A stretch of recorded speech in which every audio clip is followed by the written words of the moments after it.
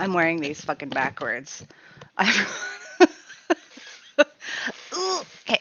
I have my earbuds and I was trying to connect them but I couldn't, so I put on my co-parents giant gaming headphones. How is everyone today? Welcome to Sex with Robin on Split Radio.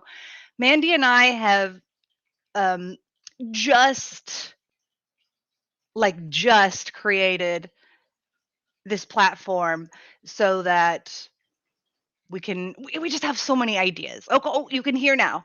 You couldn't hear before. I'm sorry. I got my thing down. You can hear me. You can see me. Things are normal? Yes. Okay. So welcome to Sex with Robin, which airs every Monday at 10 a.m. Pacific time, 1 p.m. Eastern time, right after the Many Loves lunch hour. And Split Radio stands for sex positive, lifestyle inclusive talk radio. I know it's a bit of a mouthful, but it took us a long time to come up with something that sounded somewhat cool and also wasn't taken. So, okay. Yeah, there's a lot coming. I'm so excited. Mandy and I did kind of like an announcement slash celebration video on Friday, which will be going up on my YouTube channel later today as I figure things out because there's really great stuff that I'm so stoked for. Um, a lot of the viewers and all of our awesome loved ones have said that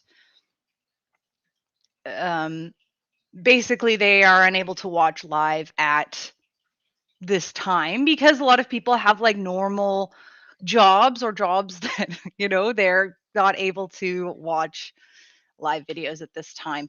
So after our Monday episodes run live, they are going to be like playing again, like reruns. What? I think that's really cool. So Mandy's show that just aired is going to air again tonight at 6 p.m. Pacific, 9 p.m. Eastern, and then mine will be right after that at 7 p.m.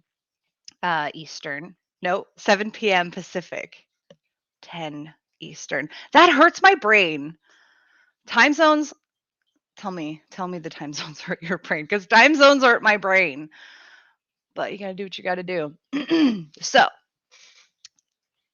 there's other cool stuff coming. There's other shows. I'm not gonna say who yet because I want them to have that announcement and we want things to be in stone before I say anything.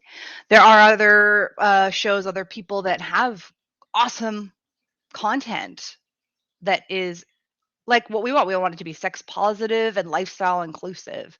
Um, Mandy mentioned in her episode today that I really wanted to call it Rise of the Marginalized. She was like, "What is wrong with you?" And I was like, "Rise of the Marginalized." That's so. Anyways, okay. So, um, that's going to be airing later today, and then Thursdays we've got a fun new segment. I'm so excited for Thursdays at 6 p.m. Pacific time, 9 p.m. Eastern. We're going to have what's called Thirsty Thursday. It's a short seg where I'm going to show you how to make, in the most dykey Martha Stewart way I can think of, a kind of drink. For example, this week's drink is a chocolate martini. So after this show, I'm going to be posting promos and information on stuff for Thursday. And so it'll give you actually the ingredients for a chocolate martini. And then when you want, you can make it along with me. Or you can make something else. Doesn't have to be an alcoholic drink. Doesn't have to be. It's just kind of a nice thing to make. At least that's for me. I like making myself a fancy drink now and then. Something that's really fun. I just enjoy it. Or like cooking food. It's just a nice way to kind of treat myself and doing something fun and like fancy. So I really enjoy doing that. And then right after that, so I'm talking like maybe 15 minutes after that. So I want to say 6:15 Pacific, 9:15 Eastern. We are going to, we have a new show called Rage Against the Screen that will be doing its first airing on Thursday, right after Thirsty Thursday. And it's going to be Mandy and I, we're going to start off watching the Netflix show Sex Education. So this Thursday, we're going to watch the first episode while streaming and, talk about it and react to it. So we're going to do episode 1 this week. And I'm so excited. Tell me what it is you're interested in. What do you want to see? But otherwise,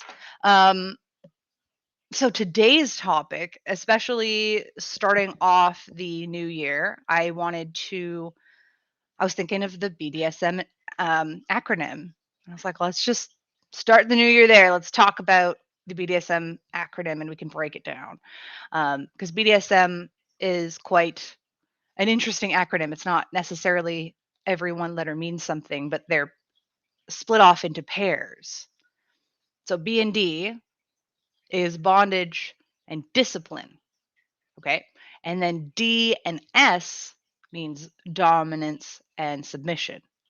And then S and M means sadomasochism or sadism and masochism. So today I was going to talk about bondage. I feel like I kind of did a thing on bondage recently, but you know what? It's a popular topic and why not? Why not? So any questions that you have, any comments, please throw those in the chats. The first thing, I guess, rope is a common one, at least here in my geographical area. Oh, I needed to mention, I am located in Vancouver, Canada, on the traditional, ancestral, and unceded territories of the Coast Salish and Musqueam Indigenous tribes. So here in this geographical area, rope is a very, very popular activity in the kink community. We also, in Vancouver, we have Addie and George Barkus. They are world-renowned rope people and rope educators. They really know their shit. They have a space in Vancouver called the Space 2. I don't actually know due to COVID whether or not they're open or what the regulations are, but if you Google that, you can check it out. And I know they often post on their social medias as well. I highly recommend them. They're good people and they know their stuff. And there's a ton of other activities as well. So in your geographical area, I want to ask you, is rope bondage a popular activity? Is it, I don't know. I feel like other places I've gone to, there might be something else that's really popular. Another place where I found rope to be very popular was actually Atlanta, Georgia. They have a big rope scene there. I found Portland, Oregon has a big rope scene. Anyways, so I'm just going to share some stuff about my rope. If you have any questions, as usual, throw it in the comments. I need to get some nicotine. I had quite the morning. I don't know what happened if my alarm didn't go off or if I turned it off in my sleep. That's been kind of an issue lately. So my alarm didn't go off or I missed it somehow. And so right at the minute the children were supposed to be starting school was the minute I woke up and checked my phone. I thought, what time is it? It's 8:31. Oh shit. Levitated out of my bed, sprinted them off to school. It was good. It's a Monday, everyone. Okay. So I've got some rope. This is my red rope. In terms of what type of rope to use, I mean, it's a lot of it comes down to personal preference, but I personally really do like the natural fibers like hemp or jute. This is jute. I also have some hemp. I kind of like the smell of the hemp rope better. It's got a nice earthy smell that I've really associated with just bliss. With the natural fibers, I feel like they're really soft on your skin. The more you use them, the more that your kind of natural human oils will condition the rope. Because it's a natural fiber, the knots catch really easily as well. So that's cool. Cleaning your rope. Yes, you can clean it. Keep in mind, though, that, for example, my red rope, my jute rope, is not. I don't use it for dirty things that are going to need cleaning because when you get rope wet, um, it actually can affect the rope in terms of its strength. So I have rope that is specifically like that needs to be strong. If I'm doing like partial suspensions or full suspensions, I need this to be strong. I'm not going to use any rope that I have gotten wet or had to wash for things like suspensions and partial suspensions and etc. So I have rope that is like, this is the rope that I can get dirty and I can wash. And then I use it for just other rope things that don't require like actual strength for safety. And and it absorbs body juices. Yes. Uh, so like natural skin oils, that's okay. Other body juices, it's going to need to be washed. So the way to wash it is put it in a pillowcase. You can put it in your washing machine on cold. Make sure it's cold. Don't use a ton of soap. Use a small amount of soap. And then after, you're not going to put it in the dryer. What you're going to do is you're just going to hang your rope to dry. And yes, my bathroom looks crazy because it's like basically this all over, hanging from things until it dries. And then once it's dry, I would take coconut oil, rub it all over my hands, and then I would literally just sit and run my hands through it. Because when you wash it and then it dries out, it can fray. So it is important to, again, keep it conditioned. Awesome. Oh yeah, you split. You were on posting from Split, and now you're posting as Mandy. There we go. Okay, so everyone, this is my rope. Oh, this is a 30-foot. If people want like a basic kind of package, what I would recommend, because that's what everyone asks, I would get two 30-foot and two 15-foots. I've got, here we go. Let's see. What do you tell your kids the rope is for when it's drying or when they see it?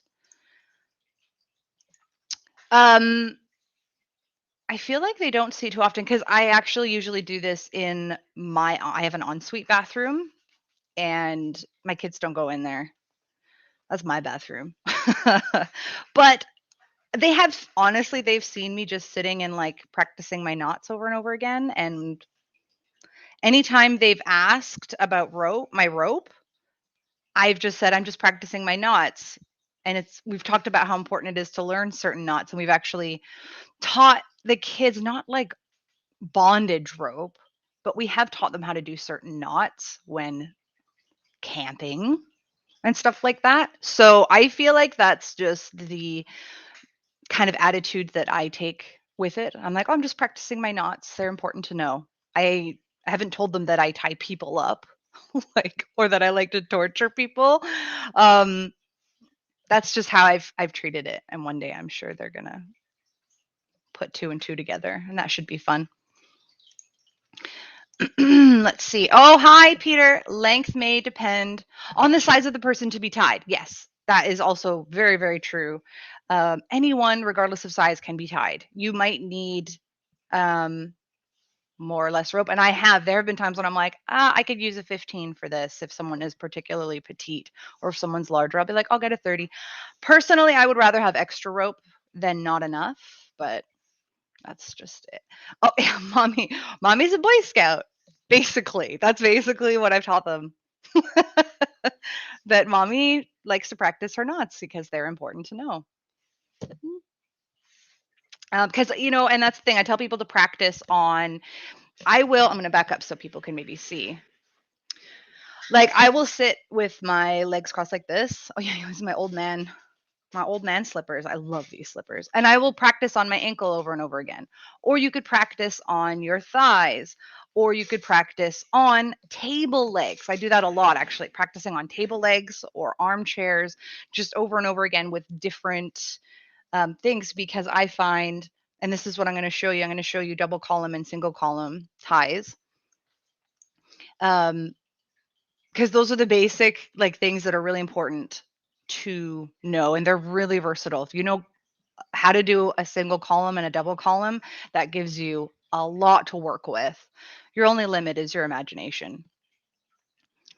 So when I think it is important to practice, because it makes a huge difference if you can be so used to tying the knot that you don't even have to really look or pay as much attention. You can pay attention to your partner instead of being like, which, by the way, it is totally okay if you're still learning and you're kind of like, oh, wait, hang on. Oh, yeah. But I would rather be as focused on my partner as much as possible. So I will tie my ankle over and over and over, practicing a single column, practicing a double column, and just, especially during COVID, making sure I don't get too rusty. Okay, so I'm going to show you how to do a single column. And when I say single column, that means like it's one column that you're tying. Oops. So that could be a wrist, it could be an ankle, it could be, again, a table leg, it could be any kind of like one column that you are going to tie. These are the two ends of your rope. You're going to find the middle. Why am I using it? I should put away my 30 for this. I don't need this much rope. Okay. There we go. Here's a 15. And find your two ends. There we go. Two ends. Boop. And going to in the middle, which is the bite. You don't have to really know the name of that. It's just the name of it. Okay.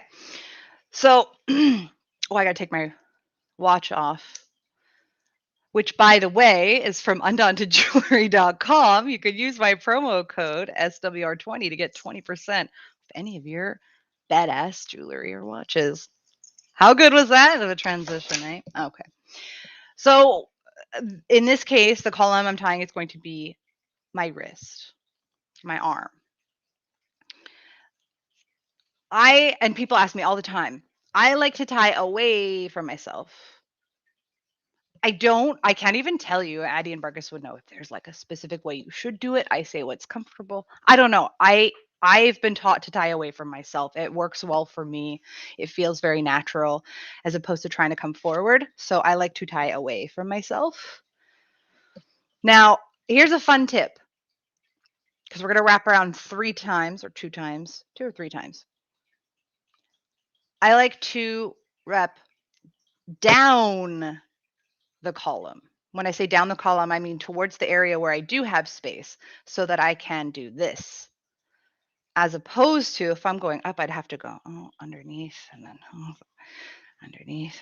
No, I can hold onto the rope and keep a decent amount of tension by tying down, because I can just keep moving. And you see where I'm going? Okay. You don't want it to be super tight. You do want it to have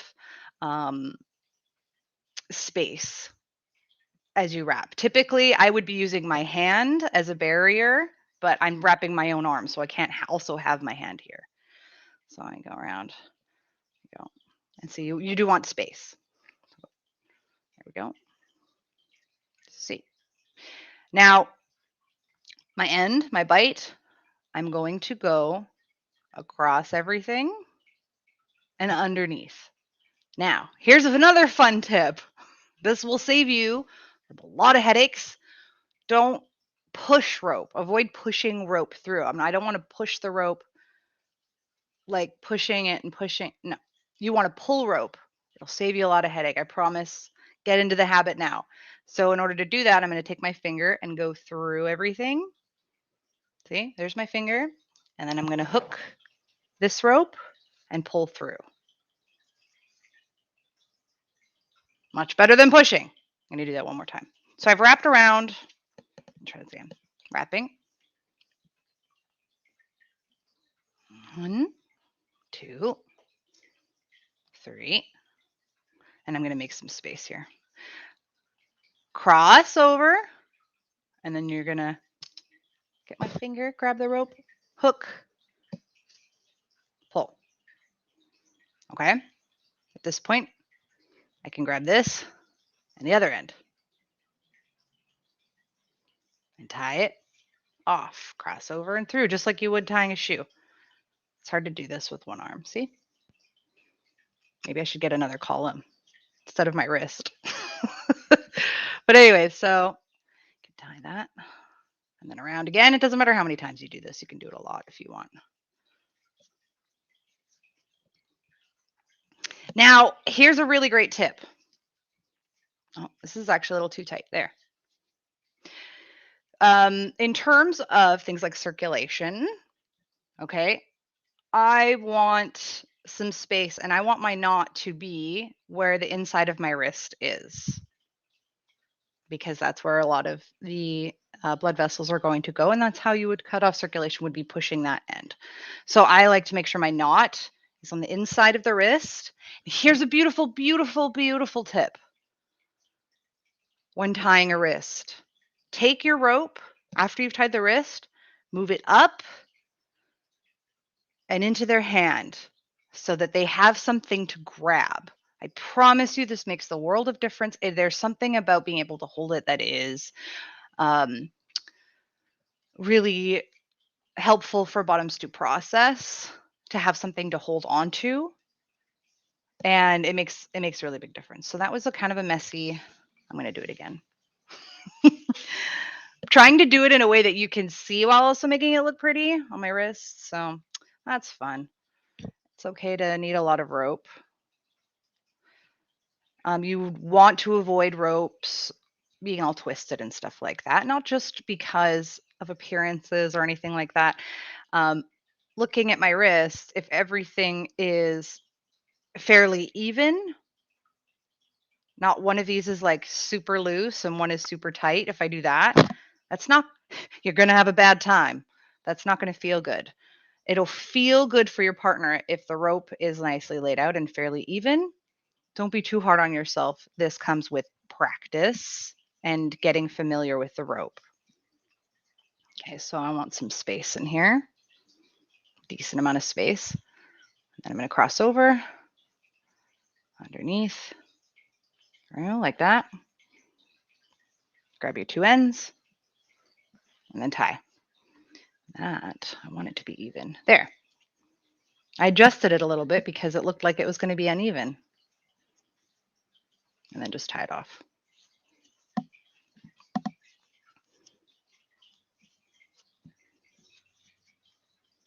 And then you can put the rope in the person's hand. And then you can do whatever you want to the end. You can tie it to yourself. You can tie it behind the person, across the person so they can give themselves a hug, so on. In terms of safety, I do want to say, because I mentioned circulation, but the biggest risk, I would say, is nerve damage. So what I like to do, this is recommended for checking any nerve issues that are happening. And this is something that works well if you have good communication and you can establish this type of communication with your partner. So those that I do rope with typically know, and I might just remind them ahead of time, this is me checking your nerve situation. So I will just put my finger in their hand and I want them to squeeze it. If they can squeeze my hand, okay, that's good. Then I'll put my hand over their fist and I want them to expand their wrist. So instead of like stopping mid-scene and being like, hang on, I'm going to check your nerve situation here, I'd like you to try to squeeze my finger. Like that can break the illusion. So I'll just say that ahead of time. And anytime I put my finger in their hand, they'll know and they can just squeeze it. And I'll quickly put my fist over and they can expand. Okay, you can do that. We're good. And I just do that every now and then. And if that is difficult, then you untie them immediately. Nerve damage you can avoid, as much as possible. Things happen. If there is nerve damage, that's a tough one because it can affect your sensation and movement for a day, a week, a month, a year, more. So just be really careful. And wrists are fairly good. Again, be careful with just making sure you have some space at the inner wrist. Other parts you want to be really careful of. Basically, other joints, like not near your elbows or your knees. I'm not going to do a whole workshop on the nerve stuff. It's a lot. So I'm just working on double column and single column. So that's a single column tie. And if you want, I can even practice on something else for everyone to see. I'm legit just going to back up and do this around my ankle so people can see. Whoop. Can you still see and hear me? I'll do the other one. I'm right-handed. Here's my ankle.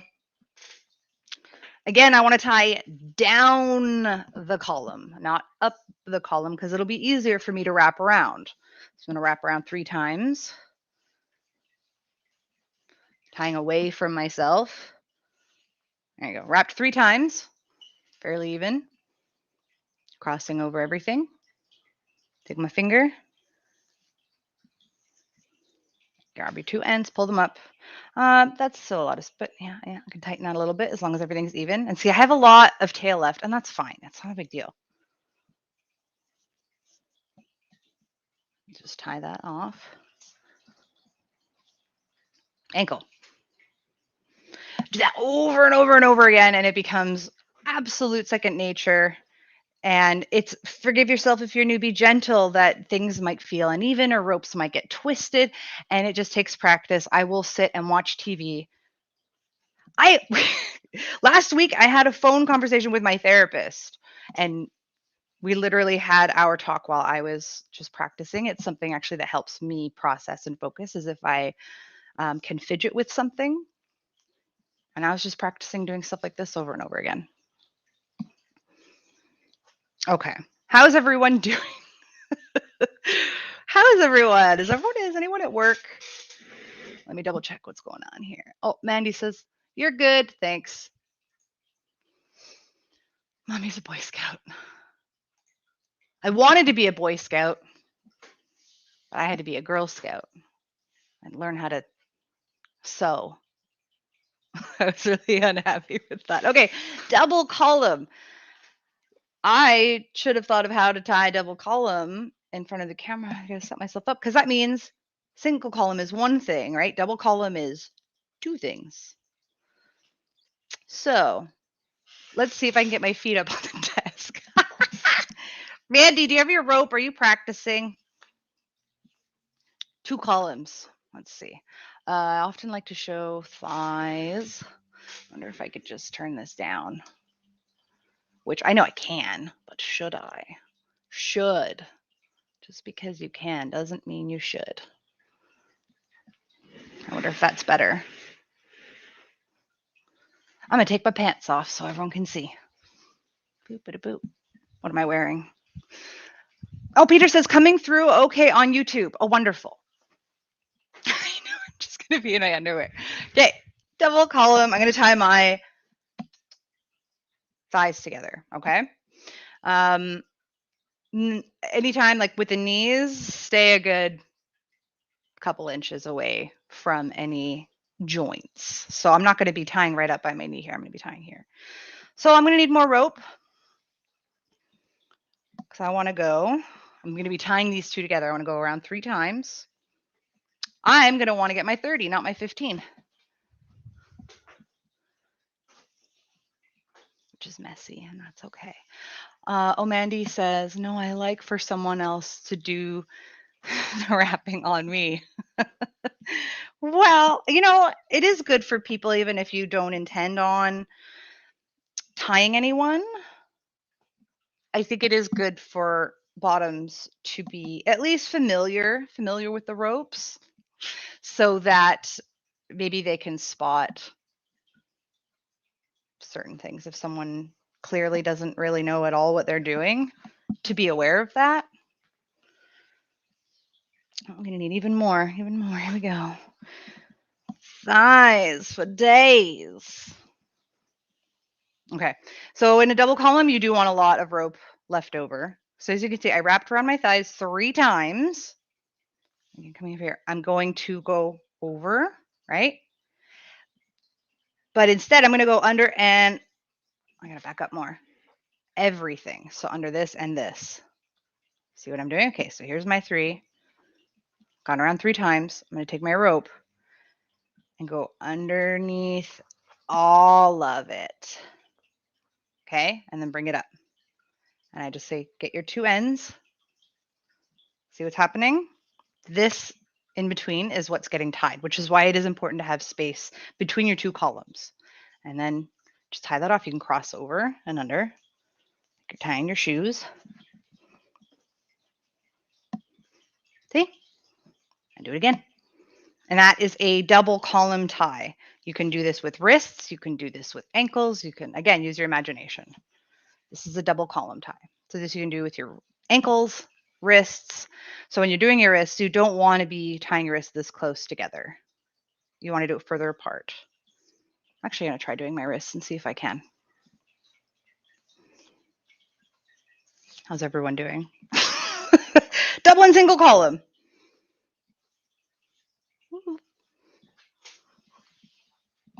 Let's see if I can do my wrists just for a fun challenge. No. Maybe I can. Maybe I can. I'm just being a goober at this point. Does anyone have any questions about? I mean, you obviously the topic is bondage. I'm kind of just doing rope bondage right now, but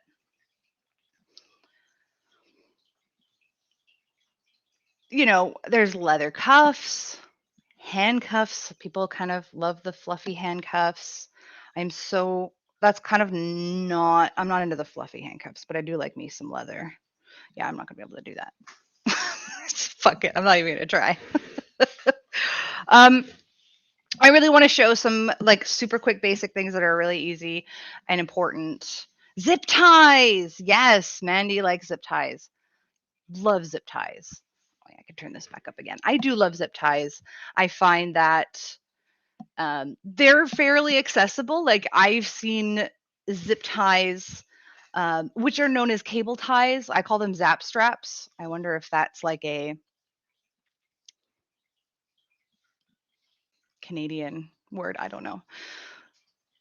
You can usually get them. You can get them at dollar stores, any like warehouse. They're fairly inexpensive, quick and easy, and they're single use, and then you can tie them off.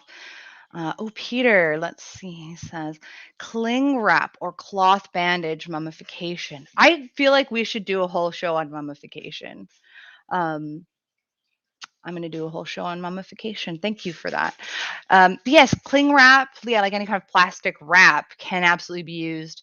There are certain things to keep in mind, of course, which is that it can get very, very, very hot and sweaty,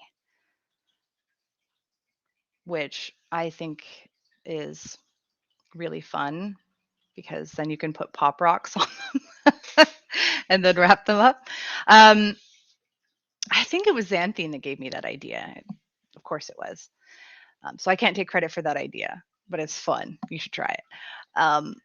And also to keep in mind that different types of plastic wrap are going to have different strengths. So maybe that's like a really cheap kind of saran wrap brand or a more expensive, fancier, thicker saran wrap brand. Or pallet wrap is also really strong. So make sure that you have a fairly good idea, or at least that you're aware of the fact that different types of plastic wrap are going to be stronger and easier or harder to break. And always have your safety scissors.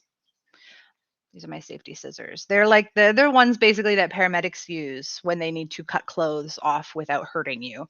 Any kind of like seat belt blades are really good because they're designed to cut your seatbelt without cutting you because they're like hooked. People that do rope climbing and rock climbing and stuff like that, though there's often that a similar type of safety way to cut yourself free. Make sure you always have something like that when you're doing bondage. Mandy, they're quick. About the zap straps or cable ties. They're cheap, quick, easy to use, and easy to cut. Yeah. Vet tape? Do you mean like duct tape? What's vet tape? Can you clarify? Peter would love to see a show on mummification. Oh, I really want to do that. I would need somebody to mummify. We could always just talk about it, but I kind of want to do that. We'll talk about mummification. We're going to be breaking down the BDSM kind of acronym for the next few weeks.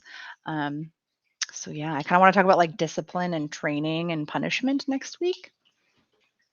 But I'm gonna get a schedule out because I would love to do a show on mummification. It would be ideal if I had someone to actually demo that with. That would be a time. Yes, pallet wrap, plastic wrap is easy to carry around. It's fairly cheap. I also really love doing that as well. And you can be very creative with plastic wrap. Just also be aware that there's dangers involved with plastic wrap, especially like, around where we breathe. That's important. So there's many types of. Oh, Mandy's clarifying what vet tape is. It's like the stretchy tape that sticks to itself. Oh, yes, yes, yes. Vets use it on animals and it doesn't stick to you. I know exactly what you're talking about now. I've actually seen that kind of tape in like sex stores.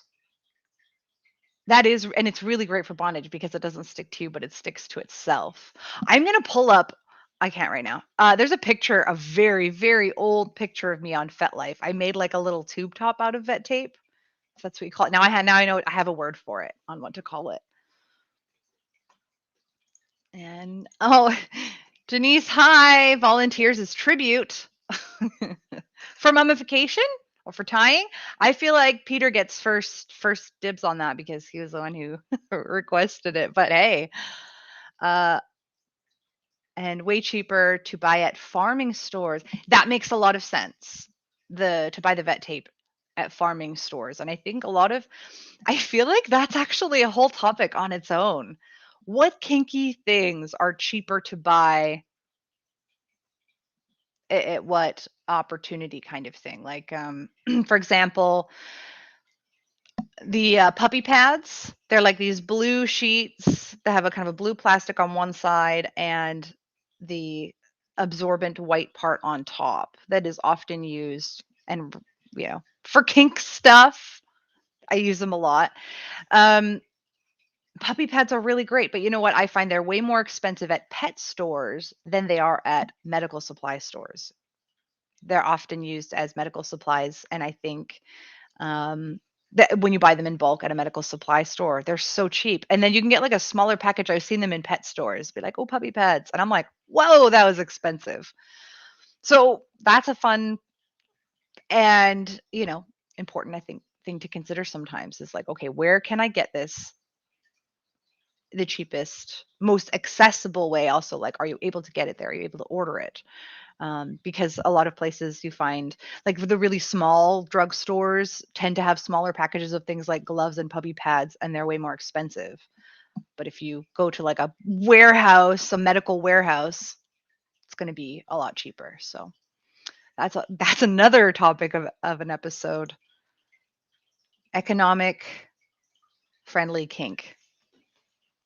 That makes me think. I used to do I did live videos called Kinky MacGyver where I would get like 5 random dollar store objects and try to come up with ways to do kinky things. It's something that I would like to bring back, but basically COVID hit and going to dollar stores was not as easy.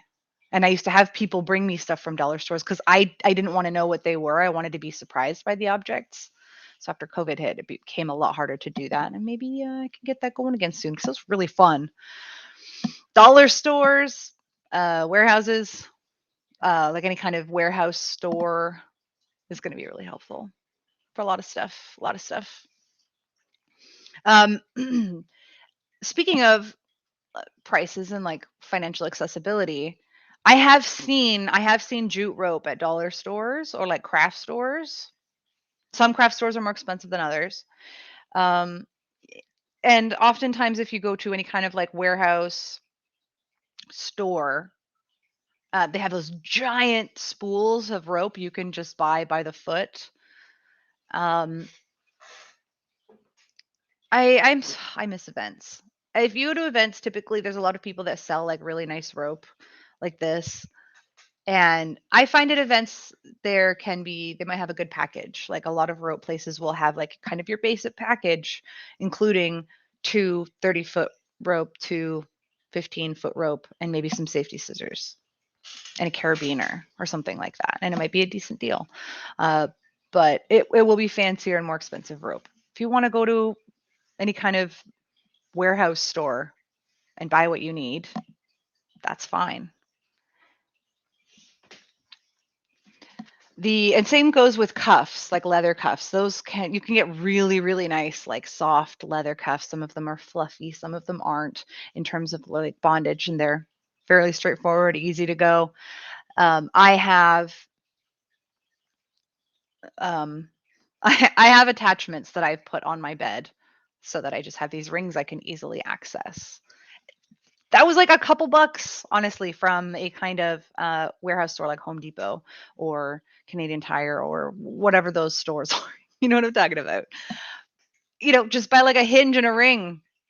And I have a drill, so that's nice. And I was able to easily attach those to my bed. And it's something that's been really handy and fun and easy, and also a good conversation starter. Someone sees my bed, they see these like big metal rings attached to them. Conversation starter. Oh, what a morning. What a morning. What a morning. Oh, you know what? I remember going to like a bondage workshop once. I want to say it was River. River Dark. If you ever see her presenting anywhere, go. She's amazing. Um, she was talking, one of her favorite types of bondage she had mentioned in her workshop was um, her orders. Like, don't move. What? So much fun. What a mind fuck. I do love it. So, I mean, there's that. You could literally have not an actual physical thing binding somebody and have it just be under your orders. How hot is that? But a lot of people do love different types of bondage for different reasons. Okay. And maybe that's why some people have a preference. Like, for example, the rope. Some people just love this whole time, and I'm a fidgeter. It helps me process. I've been just touching it and playing with it. Having something to touch and manipulate. I love how versatile rope is. It's easy to carry around, and your only limit is your imagination.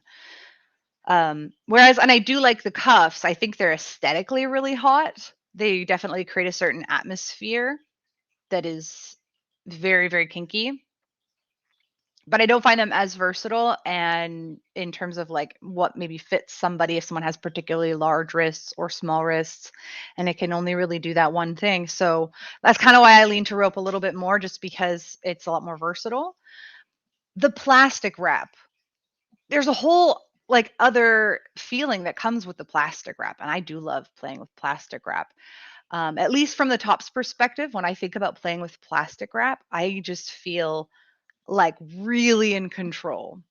Plastic wrap is very effective and can, like, it's literally used for like mummification in a kink, so like making it so someone cannot move. Um, Quick tip, if you want to do that, make sure you wrap their arms first and then wrap them to that person. They really can't move. I'm totally going to do an episode on mummification. I would need to figure out some details, but yeah. And so for the bottom, there's something that feels almost like, and with rope have said this, people that really love mummification have said they feel like they're being hugged or held or secure. On the flip side, some might say they feel, is trapped a good word? Because some people want to feel really trapped. As a top, because I actually am a little bit claustrophobic. I don't prefer to be really tied up a lot or immobilized. And the weird sadist in me, I love doing things to people that I hate done to me. I don't know what sick fuck I am, but Things that I really hate, I'm like, oh yeah, I want to do that to someone. um, so I love it. It's control. I definitely have my control issues, but I love having control over someone else, and I love really immobilizing somebody and then emphasizing how much in control I am or how little control they have, and really playing with that. Um, so like there's intent, and I talk about this, I think, a lot, but intent is really important. So there's so many different types of bondage.